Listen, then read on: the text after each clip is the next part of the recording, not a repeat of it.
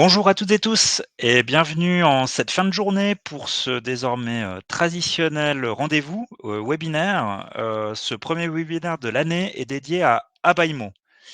On va rester sur le thème des trucs et astuces liés à Habaimo. C'est des webinaires qui ont eu pas mal de succès, l'année passée et on se réjouit de vous avoir parmi nous aujourd'hui pour, assister à ce webinaire. Concernant les orateurs aujourd'hui, moi-même pour les aspects, commerciaux chez Office Informatique, pour tout ce qui est lié à Baimo et puis, Hercine. Bonjour Hercine. Pour la partie, consulting à Baimo, c'est lui qui vous présentera aujourd'hui ses fonctionnalités autour d'Abaimo liées aux trucs et astuces. Au sommaire aujourd'hui, on va vous présenter, divers thèmes autour d'Abaimo. Tout d'abord une présentation de la simulation des loyers, les loyers échelonnés. On va vous montrer comment, configurer vos favoris par couleur. On va vous présenter également une fonctionnalité dans le module débiteur, le nouveau D111. On va vous présenter aussi la possibilité de prendre des notes dans le programme de saisie et puis la facturation finale. On se réserve, en fin de webinaire, une petite, session de questions-réponses, puisqu'on ne peut pas les poser au fur et à mesure. N'hésitez pas, gardez vos questions. Sinon, vous avez aussi la possibilité sur votre droite, dans l'onglet questions, de poser vos questions directement en live au fur et à mesure, mais on y répondra bien évidemment à la fin. Voilà, je vais laisser la parole à Hercine, pour la présentation de ces trucs et astuces. À tout à l'heure. Parfait, super, merci François. Bonjour tout le monde. Alors, je vais vous partager mon écran. Hop,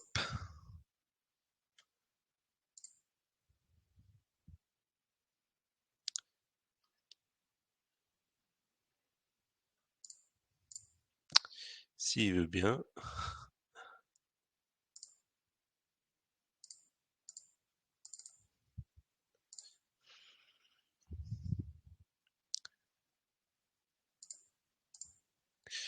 Alors, Ça fonctionne pas? ouais, partager l'écran.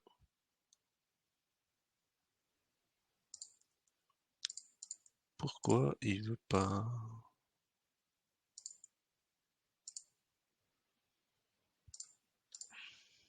J'ai un petit souci.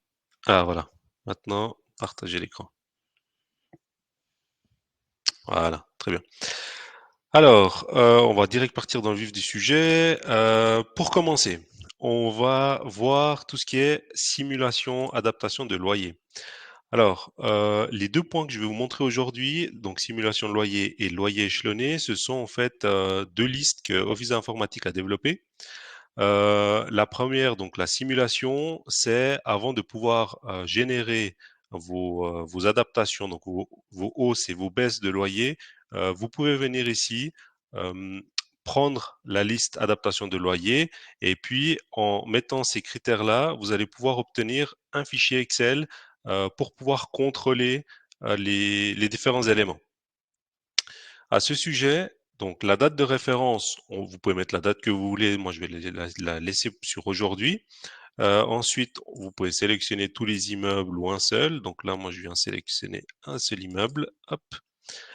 Après, ben, vous avez des éléments sur le propriétaire, les domaines de gestion, etc. Mais ce qui est intéressant, c'est ces champs qui sont là.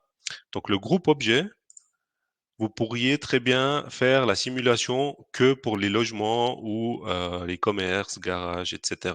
Donc là, moi, j'aimerais tout prendre. Genre de contrat. Donc, les genres de contrats, ça peut être selon OBLF, indexé, loyer échelonné, etc. Donc là aussi, je vais tout prendre. Le taux hypothécaire de référence. Alors, si vous le laissez vide, le système va simplement venir se baser dans le programme 621 où on a inséré les taux de référence. Donc là, on voit que notre dernier taux, c'est 1,75. Donc ici, je vais rien changer et vous verrez tout à l'heure qu'il reprend bien les 1,75. Le forfait charge, donc là, on parle des charges d'exploitation des 0,5 qui sont souvent contestées, mais on peut mettre par exemple les 0,25 Et puis la date cible, donc sur quand ces charges d'exploitation doivent se baser. Souvent, on est en fin d'année, le 31 décembre de l'année d'avant, mais si vous aimeriez calculer au prorata, vous pouvez simplement mettre, par exemple, le 31 janvier 2024. Ça se fait aussi. Alors là, je vais quand même laisser le 31 décembre 2023. Voilà. Avec ces éléments, on va pouvoir exporter la liste sous format Excel. Voilà.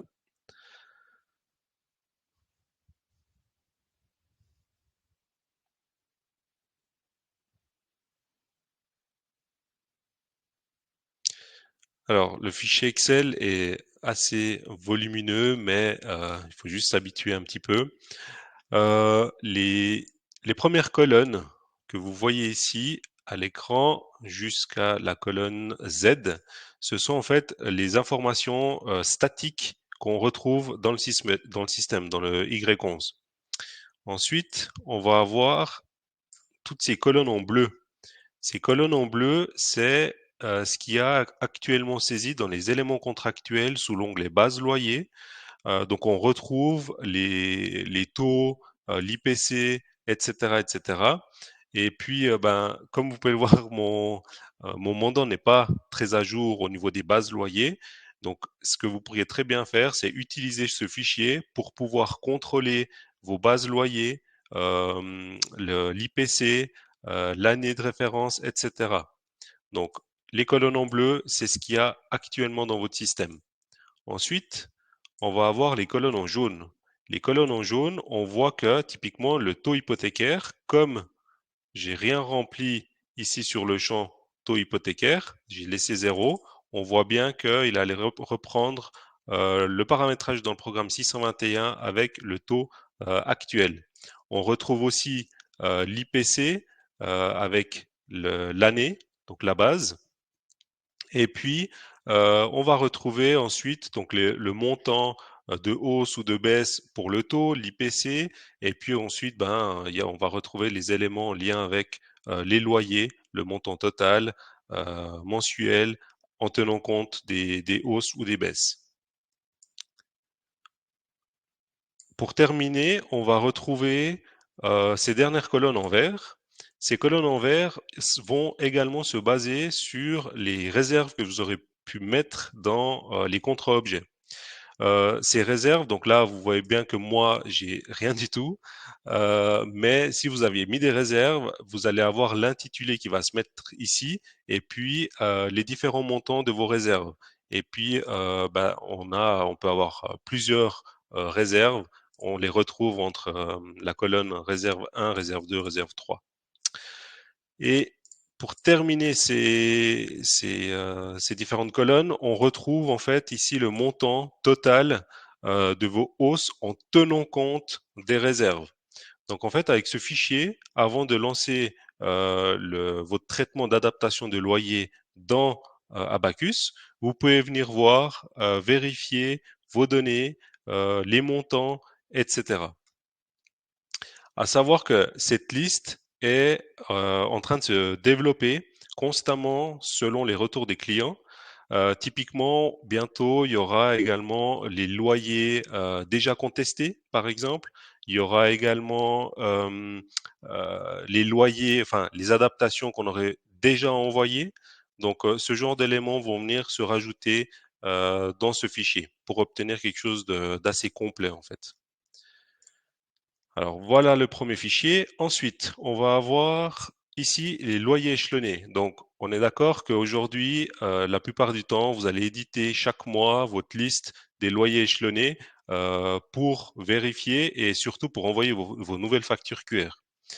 À ce sujet, on retrouve ici, donc on a développé un nouveau ABA report. Et puis, en mettant une date de référence à aujourd'hui, vous allez pouvoir définir avec d'autres critères, immeubles, propriétaires, etc. Et cette fois, on est sur du PDF.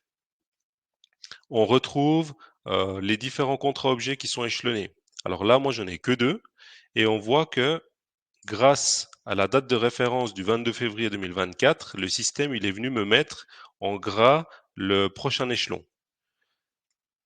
Il est en gras ici. Et si maintenant je mettais ici le 1er décembre 2024, parce que j'ai vu qu'il y avait un contrat qui était en décembre, et puis que je le relance, cette fois, il va me sélectionner uniquement la personne, enfin le contrat objet avec le prochain échelon. Ce qui est important de savoir, c'est que cette liste, on peut très bien par Abba Notify définir qu'il faut envoyer chaque premier lundi du mois à différentes personnes pour qu'ils puissent vérifier la liste, pour qu'ils puissent établir les factures QR afin que les paiements puissent se faire correctement. Voilà. Ensuite, on va partir sur un tout petit point, couleur des favoris. En fait, je vois de plus en plus et puis surtout c'est demandé, ces favoris sont assez utilisés, auprès des clients et surtout des nouveaux collaborateurs. Donc là, moi, je me suis fait des favoris sur la marche à suivre des décomptes de charges et frais accessoires. Donc quand je clique dessus, je sais que je dois passer par ces différents programmes. Maintenant, ces favoris, sachez que vous pouvez les exporter, les importer pour que ce soit plus facile d'un collaborateur à un autre. Et puis, vous pouvez surtout définir une couleur. Donc, c'est tout simple. Vous venez ici, hop, vous pouvez insérer la couleur que vous souhaitez pour les personnes qui sont un peu plus visuelles, on va dire. Ensuite, on va partir dans l'autre point qui est le programme D111. Le programme D111, avec la nouvelle version, si je me trompe pas, c'est dès la version 2023. Le programme D111 ainsi que les rappels, mais j'espère que vous aurez l'occasion de voir dans un autre webinaire ces rappels. Mais sachez que le programme D111 a beaucoup été modifié et on retrouve beaucoup plus d'informations. Alors, si je prends par exemple une facture ici, voilà, on voit que j'ai une relation contractuelle. Donc, ça veut dire que j'ai un lien avec Abaimo. Si maintenant je viens sous fenêtre, liaison immeuble, et puis je dis affichage sur la droite, on retrouve ici la liaison avec l'immeuble. Donc, cette relation contractuelle se trouve sur l'immeuble 315-012, sur cet objet, et puis le contrat objet, c'est celui-là. Là. Toujours en lien avec le D111, quand vous prenez un document, vous allez pouvoir, à présent, si vous le souhaitez, créer directement un rappel. Quand vous ouvrez ça, il vous dirige directement vers le programme D241. Donc là, vous pourriez mettre euh, une désignation avec une date et puis simplement vous faites appliquer, puis il va vous générer le document. Puis en fait, vous allez vous retrouver dans la procédure des rappels. Donc voilà, si vous souhaitez faire un rappel en direct. Vous pouvez aussi modifier directement le niveau de rappel de ce document uniquement. Donc vous pouvez le modifier ici et puis insérer des motifs insérer le motif en fait du changement de niveau. Vous avez aussi également la possibilité de bloquer uniquement ce document. Donc simplement en cochant ici bloquer document, vous pouvez dire qu'il s'agit par exemple d'une poursuite ou le motif du blocage et puis vous allez pouvoir enregistrer et le système va garder toutes ces informations. Alors, le D111, est devenu vraiment, est devenu vraiment mieux qu'avant. Et puis, sachez que ben voilà, dans l'onglet ici fenêtre, vous pouvez afficher les différents éléments que vous souhaitez lire sur l'écran. Voilà. Prochain point, c'est les notes. Je remarque régulièrement en clientèle que mettre quelques notes sur des fournisseurs ou sur des clients ne ferait pas de mal. Donc, à ce sujet, si je prends par exemple le D31, base des clients, et puis que je prends n'importe quel débiteur, par exemple cette personne, je viens de note, ici sur la gauche, je dis nouvelle note. Et puis, vous avez différents niveaux, mais vous verrez à quoi ça correspond juste après dans le D111. Si je dis par exemple saisie des documents, voilà. Puis, je peux dire attention, cas contentieux. Voilà. Et puis là, je peux mettre attention, la même chose, contentieux. Là, je peux enregistrer. Et si je viens dans alors je vais juste copier le numéro de débiteur. Si je viens dans le D111, et puis que je saisis le numéro du client, voilà, vous retrouvez directement à l'écran un message d'avertissement. Attention, cas contentieux. Vous avez également la même chose dans la base des fournisseurs. Donc, si je prends de nouveau n'importe quel fournisseur, sous l'onglet Notes, vous retrouvez de nouveau différents niveaux d'affichage du message d'avertissement. Si je me mets sur Documents, ici, je peux dire attention au montant payé. Là, je vais quand même le mettre rapidement en allemand aussi. Voilà.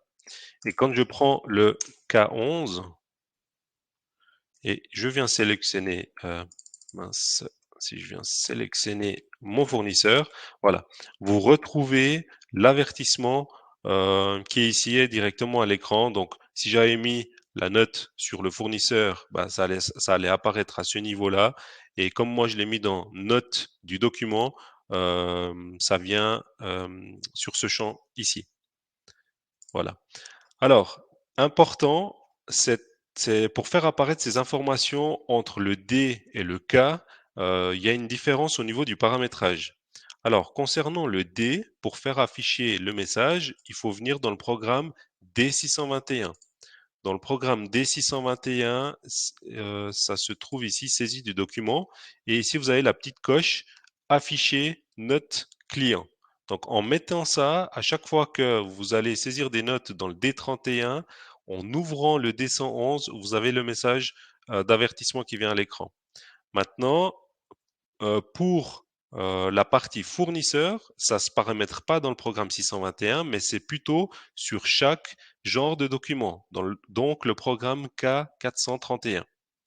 Donc si je le reprends ici, hop, vous allez avoir les genres de documents. Les genres de documents, si on prend par exemple facture, sous paramètres, vous avez ici la petite coche affichage des notes. Et ça, il faudrait le définir pour chaque genre de document. Après, c'est à vous de déterminer si est-ce que vous aimeriez réellement faire apparaître des notes sur des notes de crédit.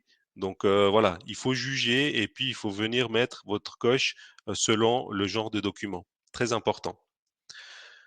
Voilà. Et pour terminer, on a notre dernier sujet qui est les factures finales.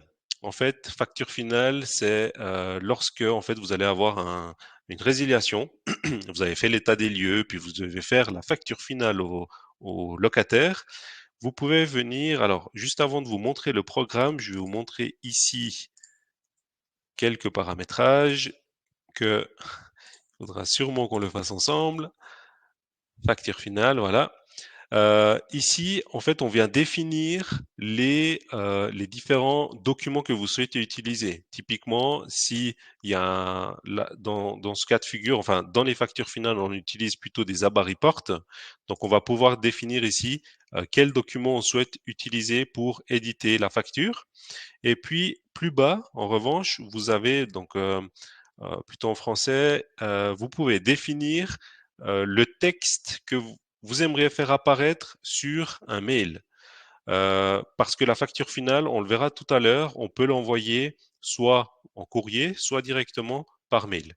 Donc, il y a ce premier paramétrage à faire. Et ensuite, on a le programme facture finale, donc c'est le programme Y292. Là, vous venez insérer votre numéro de débiteur. Donc là, je prends un débiteur, voilà. Et puis ici, plus bas, vous allez retrouver en fait toutes les relations contractuelles, donc tous les objets de ce débiteur-là. On vient les sélectionner les deux. On fait suivant. Euh, Avant d'aller plus loin, un point qui est important, ici, on a ouvrir programme de maintenance. Alors, si je l'ouvre, pour ceux qui connaissent ce programme, vous avez ici le programme Y271, refacturation d'entretien. Alors, sachez que avant d'effectuer votre facture finale, vous pouvez venir consulter ici le programme Y271 pour voir s'il n'y a pas encore des factures à refacturer à ce locataire, à ce débiteur. Donc, vous pourriez très bien les éditer. Ensuite, vous fermez ce programme-là. Le système aura défini un nouveau document débiteur qu'on va pouvoir tenir compte dans notre facture finale. Donc, on vient appliquer. Voilà.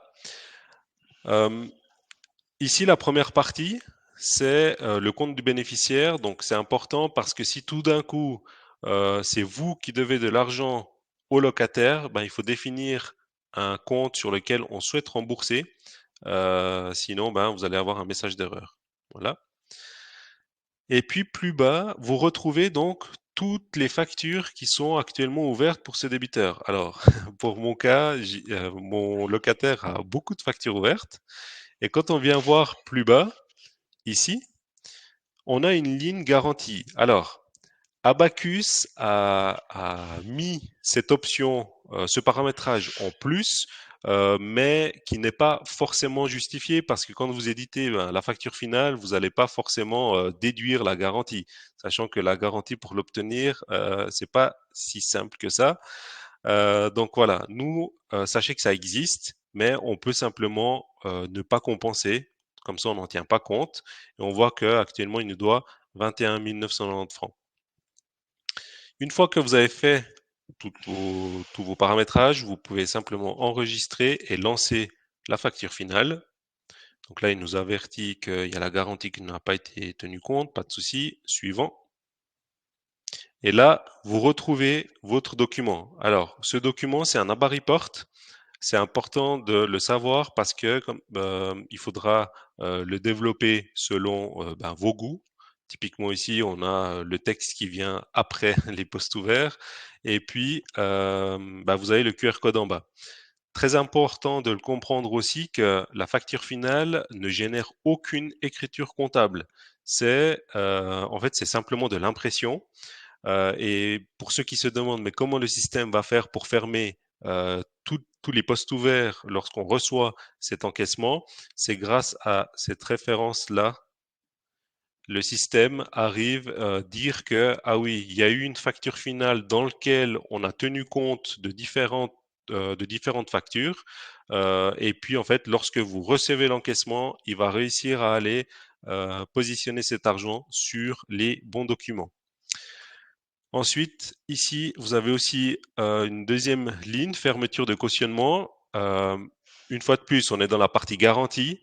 Vous pourrez décider si vous souhaitez directement générer le document pour envoyer à la société de cautionnement pour dire que ben vous pouvez libérer la garantie. Alors une fois de plus, sachez que ça existe, mais dans la pratique, on ne le fait pas forcément, c'est plus tard dans la procédure.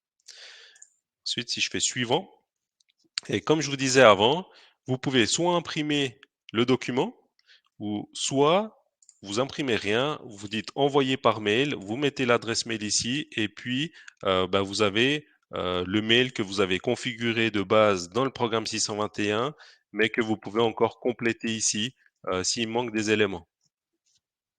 Et ensuite, vous pouvez simplement, alors je vais juste décocher ici, exécuter. Et là, le système a terminé sa procédure et vous pouvez fermer. Et puis, si tout d'un coup vous êtes trompé dans votre procédure, c'est comme les autres programmes, vous venez simplement sur extourner et puis vous pouvez simplement extourner votre traitement. Voilà, j'en ai terminé avec mes différents points. Alors sachez que ces différents ABA reports, ces procédures à mettre en place, bah, vous pouvez prendre contact avec François. Il vous renseignera. Et puis, ben, si vous avez besoin de moi pour plus de détails, je suis à disposition. Voilà, je te passe la parole, François. Ouais. Merci, Hercine pour ta présentation. J'espère que c'était clair. On va le voir maintenant en fait s'il y a des questions, ou pas. N'hésitez pas. Pour l'instant, sauf erreur, j'ai pas checké, mais sauf erreur, il y en a pas encore. N'hésitez pas, on a encore quelques minutes, pour y répondre. Donc comme l'a souligné Hercine, n'hésitez pas à prendre contact avec moi si vous êtes intéressé pour, obtenir un accompagnement de notre part, sur l'une ou l'autre des fonctionnalités qui a été présenté aujourd'hui par Hercine. C'est très volontiers qu'on vous accompagne et qu'on vous guide dans la mise en place de ces fonctionnalités. N'hésitez pas. Pour l'instant, toujours pas de questions. Juste, on voulait aussi vous avertir qu'on serait présent sur le stand Abacus et à BAIMO les 6 et 7 mars prochains au Rennes Suisse 2024. Vous connaissez probablement cet événement dédié à l'économie immobilière. Il aura lieu au Swiss Tech Convention Center à l'EPFL. N'hésitez pas, il y aura toute une série de conférences sous forme de table ronde dédiées justement à l'économie immobilière. Par exemple, il y aura une table ronde le 6 mars prochain par rapport à la digitalisation dans les régies immobilières, où Abacus sera également présent, et puis un de nos clients également, Retraite Populaire. Donc n'hésitez pas à y participer. Vous avez devant vous un code QR que vous pouvez scanner et puis vous inscrire directement sur ce biais. S'il y a au moindre souci, Sylvie, qui est en backup, est là pour vous aider, et elle est joignable à marketing@o-i.ch.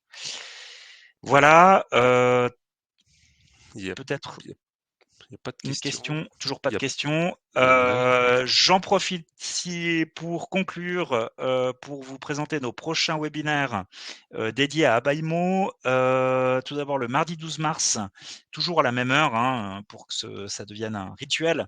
On va vous présenter la gestion des immeubles sous compte commun.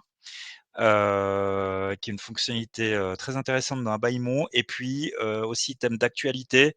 Vous y passerez probablement en 2024 la présentation des nouveaux processus de rappel dans les débiteurs Abacus. Voilà, je vois le chat qui s'allume, fort intéressant. Merci Marie-Claire.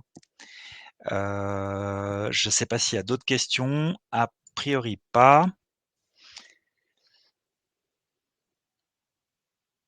S'il n'y en a pas, c'est parfait. Vous retrouvez ici nos 2 adresses email. N'hésitez pas à nous contacter, et au plaisir de se voir prochainement à un futur webinaire, ou sinon au Rennes Suisse 2024 à l'EPFL. C'est très volontiers qu'on vous accueille sur le stand pour un échange, ou aussi boire un verre, bien entendu. L'idée, c'est que ce soit convivial.